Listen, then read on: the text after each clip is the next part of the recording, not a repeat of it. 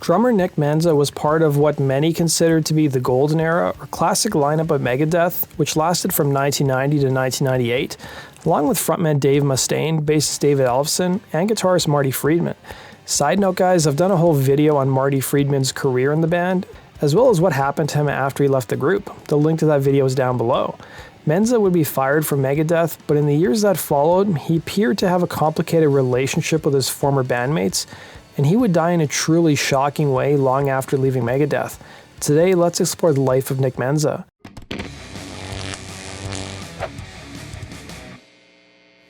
Growing up in a musical family, Menza was born in Germany to a jazz saxophonist named Don Menza. His father had a pretty storied career playing with Buddy Rich's band starting in 1968, and performed as a member of Johnny Carson's Tonight Show band. Don would introduce his son to jazz, a style of music he continued to love during and after his time in Megadeth. Drummer Buddy Rich would even give drum lessons to Nick as a child, and the aspiring drummer would play in front of his first audience at the age of 2 when somebody placed him on Jack DeJohnette's drum throne during an intermission at a gig. His professional music career began at the age of 18, and he would play in a series of groups including Rhodes, who was fronted by Randy Rhoads' brother. He would even record with John Fogerty. By the late 80s, he would land a job as the Megadeth drum tech for Chuck Baylor. Baylor would be fired by Mustaine over his drug use, leading the frontman to ask Menza to join the group in 1989. He would appear on 4 Megadeth albums, with 1997's Cryptic Writings being his last. The following year, while out on tour to promote the album, Menza learned of a tumor in his knee. He required surgery to remove it, and thankfully for him it was benign. According to Menza, while he was in the hospital recovering from his surgery, he would recall frontman Dave Mustaine calling him to let him know that he was fired from the band. Bassist David Ellefson would tell Metal Hammer why Menza was fired, saying, "It's funny, Nick has been and still is the most hailed and beloved member of the Megadeth legacy. Playing drums is hard, playing drums in Megadeth is even harder, and it beats the shit out of you. Nick put in a lot of good years with us, but by 1998, when he got fired, he was struggling to do the gig. There was a defining moment in Mesa, Arizona, where I was looking at him during some breaks in Darkest Hour, and it was like he was not present. He was beat up, you know." Following his firing, Menza turned his attention to raising his 2 sons and took up woodworking. Menza would recall to Metalholic, "I took about 10-12 years off to raise 2 boys. It was during this time that Nick made a living through his woodworking, selling a Peruvian percussion instrument known as a cajones. It was also during this period in Menza's life where he famously said, "I don't want to be Nick Menza, the drummer for Megadeth. That chapter of my life is closed." In addition to raising his kids, Menza would still play music on the side, putting out a single album under the moniker Menza, and played with a jazz fusion project called Ohm. In 2004, Menza was thought to be rejoining Megadeth on the road as part of the Blackmail the Universe tour. But frontman Dave Mustaine would reveal to radio station WRIF 101.1, "I had Nick Menza come in and play drums during rehearsals for that tour, and he just wasn't prepared. It just didn't work out. We tried for 2 weeks to get everything to happen, and it just didn't click. 5 days before the tour started, I had to send him home," he'd recall. According to Loudwire in 2007, Nick almost lost his arm due to a power saw accident, and it would require him to get reconstructive surgery. The saw responsible for the accident would end up being auctioned off by Menza years later and still had his bloodstains intact. The accident, though, wouldn't stop the drummer from jumping back into music, and he would continue to play with Ohm. In 2014, it was rumored that the classic lineup of Megadeth would be reuniting following the departure of guitarist Chris Broderick and drummer Sean Drover. Menza was approached by Mustaine and David Ellefson to replace Drover at the end of 2014, and he would in fact begin working on new music with the band. But the reunion would be short-lived and fell apart after the topic of money came up. Menza was offered what he referred to as, and I quote, "an unfair deal," and Menza would reveal in a statement through his management, "They didn't feel I was worth anything to the band. Dave blocked my emails, changed his number, and then apparently Ron Lafitte was fired as the band's manager. Here is one of my favorite bands and a huge part of my life achievements, and I was shut down for wanting a fair deal," he'd say. Mustaine, for his part, would defend his behavior while promoting the book Rust in Peace, the inside story of the Megadeth masterpiece, revealing, "Nick said some shitty things about me at the end, especially to Blabbermouth, where he would just wail on me, and I would think, 'Nick, why are you doing this? I never did anything to you. I'm always fighting for you.'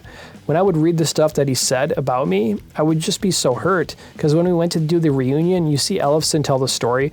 I wasn't the one that said Nick wasn't ready. Dave said that. I wanted things to work out with Nick, and then in fact I even said, you know what, if it's not going to work with him playing in the studio, let's have somebody else go into the studio and play, and then we can have Nick play live. I was bending over backwards to get a place for Nick, and then he said he wanted this exorbitant amount of cash to work for us and to be able to sell all kinds of merchandise that he had. In May of 2016, Menza was playing a gig with his band Ohm, who was 3 songs into their semi-regular set at the Baked Potato in Studio City when the drummer collapsed on stage. Friend and author of Menza, J. Marshall Craig, told the Associated Press that friends and audience members rendered aid to him while paramedics were called.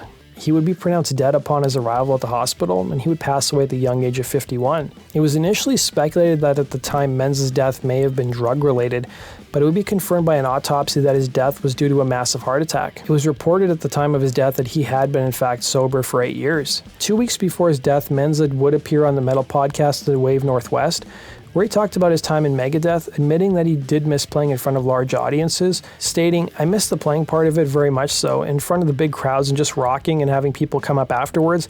That's the only part of it I miss." Following his death, Mustaine would pay his respects to Menza at a gig that Megadeth were playing the day after his death, dedicating the song Trust to him and asking the audience to take a moment of silence for the drummer. Mustaine would also publish an online post praising Menza and his contributions to the band, and would state that the band was looking at the feasibility of doing a benefit show with both past and present members invited to take part. But the benefit show would never happen. Ellefson would reveal how the record label stopped the tribute show from happening, revealing to Louder Sound. "We even talked to Universal and Capitol Records about doing something, and we got some pushback from them because we're in the middle of dystopia. We're on a new album, they're putting a lot of money and attention behind it, and they don't want another bunch of product and stuff out there," he'd say. "If they need our help, they know where we're at. We love them, and we want the best for them," he'd say. Following Menza's death, a GoFundMe page would be set up to raise money for Menza's family, while former Megadeth guitarist Jeff Young would also play 2 benefit shows for the departed drummer. In the years that followed after Nick's death, the relationship between his estate and Dave Mustaine appeared to be strained. Mustaine would claim he was very close with Menza even after the 2014 reunion attempt, but that was something that Nick's mother would dispute. According to her, she never received a call or letter from Dave concerning her son's death, saying in a statement, "He never called, I'm really upset at him, they were not good friends, no matter what he says now, that Nick's not here to answer what's being said about him," she'd say. Before his death, Nick was working with an author named J. Marshall Craig on a book called Mega Life, Nick Menza. Craig would reveal in a statement, "Dave knows exactly why there was no reunion, since he pulled the plug again, as can be clearly seen in the email exchanges between him and Nick, which Nick gave me complete access to. I've put the conversations in the book unabridged. Dave's at once friendly and encouraging, and then in an instant, childish and rude. Nick comes across like, well, Nick, polite, agreeable, and accommodating, trying his best to get along and make it work."